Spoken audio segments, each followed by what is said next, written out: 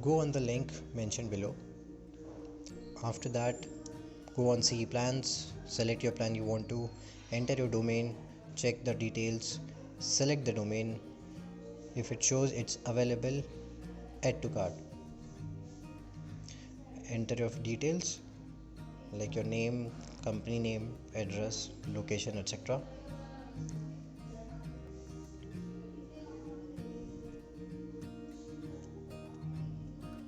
Enter the OTP given in your email ID and your phone number. Click on verify. It will be verified. Click on proceed. Enter your PAN details or GST number. Click on accept. For now I am paying through the UPI wallet. Select OK.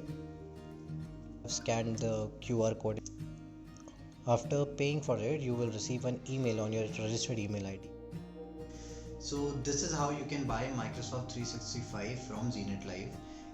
This is the first part of the video. In the second part, we'll be covering how you can assign the licenses in Microsoft 365.